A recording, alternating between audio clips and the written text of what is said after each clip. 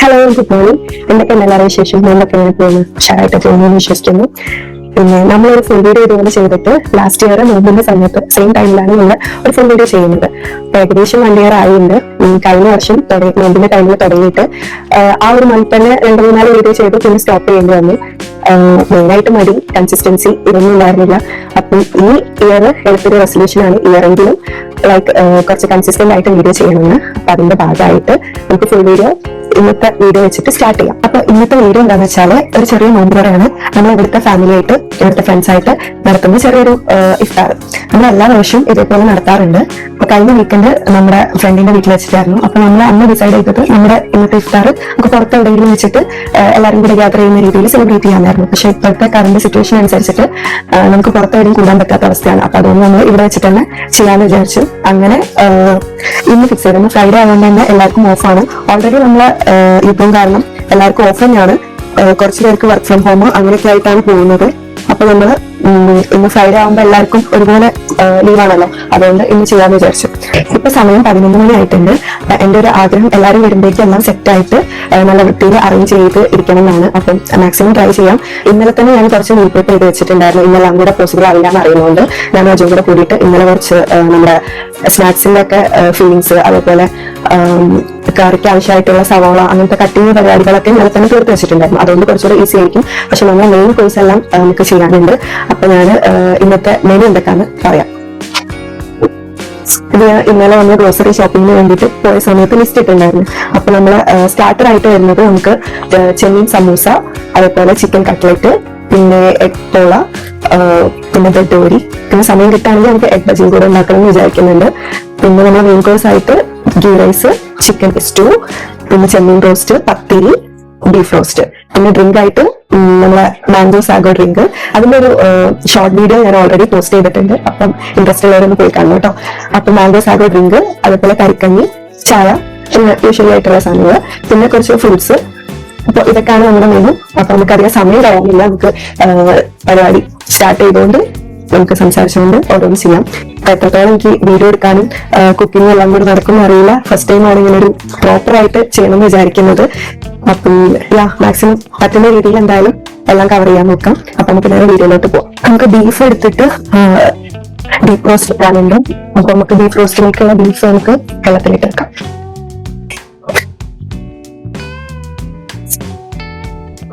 First നമുക്ക് പത്തിരിന്റെ പരിപാടി നോക്കാം. എന്ന് വെച്ചാൽ കൂടുതൽ സമയം എടുക്കുക പത്തിരി ഉണ്ടാക്കാനാണ്.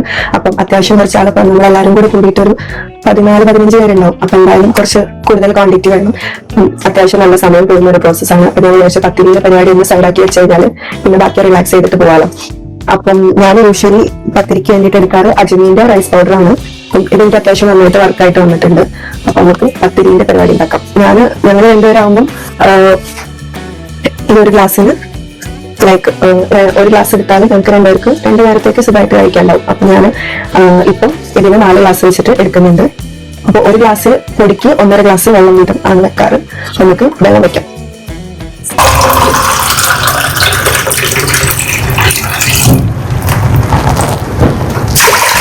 വേണ്ടിയിട്ടുള്ള വെള്ളം ഈ ഗ്യാസിൽ വെച്ചിട്ടുണ്ട്. വെള്ളം തിളപ്പിക്കുമ്പോൾ വേണ്ട ഉപ്പും പിന്നെ കുറച്ച് വെളിച്ചെണ്ണയും കൂടെ വെള്ളത്തിൽ ഒഴിച്ചിട്ടാണ് തിളപ്പിക്കുന്നത്. എന്നിട്ട് തിളച്ച് വരുമ്പോൾ നമ്മൾ എടുത്ത് വെച്ചിട്ടുള്ള പൊടി ഇട്ടിട്ട് കട്ട പിടിക്കാതെ അത് വേവുന്നത് വരെ വെള്ളം ഡ്രൈ ആവും. ഫുള്ളി വെള്ളം ഡ്രൈ ആവുമ്പോൾ പൊടി ഏകദേശം വെന്തിട്ടുണ്ടാവും. അപ്പൊ അത് വേവുന്നത് വരെ അടി പിടിക്കാതെ ഇളക്കിക്കൊണ്ടിരിക്കാം. എന്നിട്ട് എടുത്തിട്ട് ചൂടോടെ തന്നെ, മാക്സിമം ചൂടോടെ തന്നെ കഴിക്കാൻ പറ്റിയാൽ അത്രയും നല്ലത്. നല്ല വെളിച്ചെണ്ണ ആയിട്ട് ആഡ് ചെയ്യുന്നത്. അപ്പം ആവശ്യത്തിനുള്ള ഉപ്പും വെളിച്ചെണ്ണയും കൂടെ ആഡ് ചെയ്തിട്ട് വെള്ളം തിളപ്പിക്കാം. വെള്ളം നന്നായിട്ട് തിളച്ച് വന്നിട്ടുണ്ട്. അപ്പൊ നമുക്ക് പത്തിരിപ്പൊടി കുറച്ച് എടുത്തിട്ട് ഇതിലേക്ക് ഇട്ട് കൊടുക്കാം. ഇടുന്നതിനനുസരിച്ച് തന്നെ ഇളക്കിക്കൊണ്ടിരിക്കാം.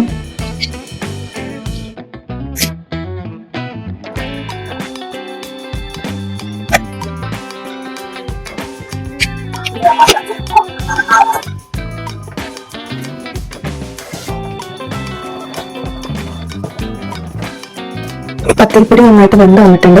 നമുക്ക് ജസ്റ്റ് ഒന്ന് ചെറിയൊരു ചൂട് ഇട്ടിട്ട് നമുക്ക് നിന്ന് കുഴച്ചെടുക്കാം.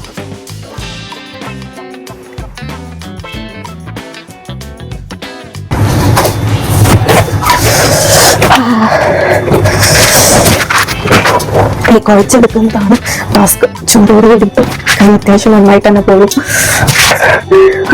അപ്പൊ ഒരുവിധം മാവ് കുഴച്ചിട്ടുണ്ട്.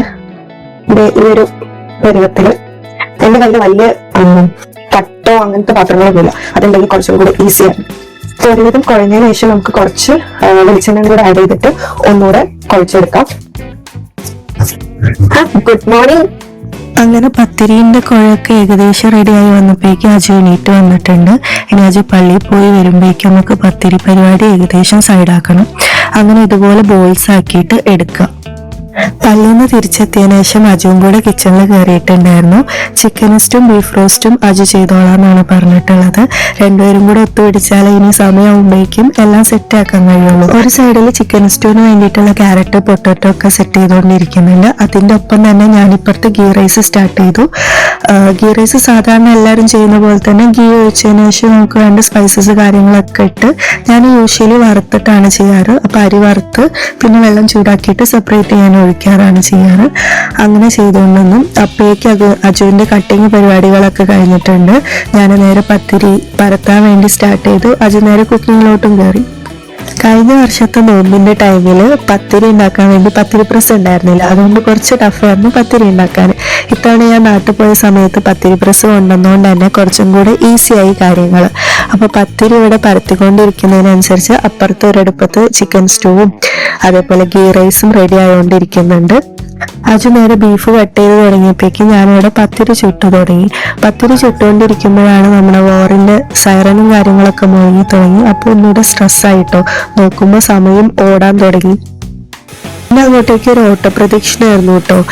സമയം പെട്ടെന്ന് അങ്ങോട്ട് പോയ പോലെ നോക്കുമ്പോൾ 4 മണി കഴിഞ്ഞു. 5:45 ബാങ്ക് കൊടുക്കുക.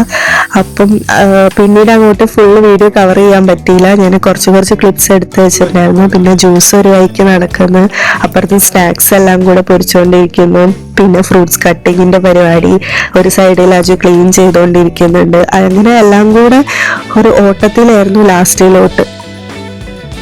എൻ്റെ ആഗ്രഹം ഞാൻ സ്റ്റാർട്ടിങ്ങിൽ പറഞ്ഞ പോലെ തന്നെ എല്ലാവരും വരുമ്പോഴേക്കും ഒക്കെ സെറ്റ് ചെയ്ത് വെക്കണമെന്നായിരുന്നു. പക്ഷെ ഞാൻ ഏകദേശം ഫ്രൂട്ട്സ് ഒക്കെ സെറ്റ് ചെയ്തപ്പോഴേക്കും സലിക്ക ഫാമിലി, നിതിനായിട്ട് അനു അങ്ങനെ ഓരോരുത്തരായിട്ട് വന്നുകൊണ്ടിരുന്നുണ്ടായിരുന്നു. എന്നാലും കുഴപ്പമില്ല, വിചാരിച്ച പോലെ ഏകദേശമൊക്കെ സെറ്റ് ചെയ്യാൻ പറ്റി. എല്ലാം കൂടെ സെറ്റ് ചെയ്ത് വന്നപ്പോഴേക്കും ഭയങ്കര സാറ്റിസ്ഫാക്ഷൻ ആയിരുന്നു കേട്ടോ. പിന്നെ എല്ലാവരും കുറച്ചു നേരം വർത്താനൊക്കെ പറഞ്ഞിരുന്നു.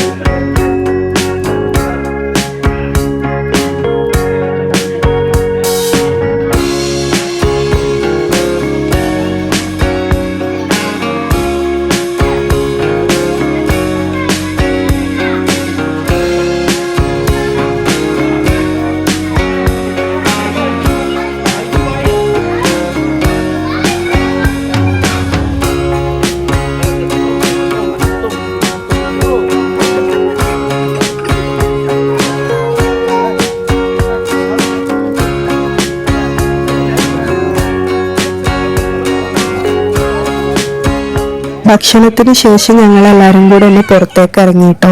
വിചാരിച്ച പോലെ തന്നെ എല്ലാം സെറ്റ് ചെയ്യാനും എല്ലാവരും ഹാപ്പി ആയിട്ടുള്ള എല്ലാവരും കൂടെ കൂടിയിട്ടുള്ള ഒരു നോമ്പുറ തന്നെ ആയിരുന്നു ഈ കൊല്ലത്തേതും. ഞാൻ ഈ വീഡിയോ അപ്ലോഡ് ചെയ്യുന്നത് കുറച്ച് ഡിലേ ആയി പോയിട്ടോ. ഏകദേശം പെരുന്നാളിന്റെ തലേന്നാണ് അപ്ലോഡ് ചെയ്യുന്നത്. അപ്പം ഇക്കൊല്ലത്തെ നോമ്പ് ഇവിടെ വിട പറയുകയാണ്. അപ്പൊ ഇനി അധികം വൈകാതെ തന്നെ ഈദിന്റെ വിശേഷങ്ങളും വ്ലോഗൊക്കെ ആയിട്ട് വീണ്ടും കാണാം. അപ്പൊ എല്ലാവർക്കും ഈദ് മുബാറക്. അടുത്ത വീഡിയോ ആയിട്ട് കാണുന്നത് വരെ ബൈ.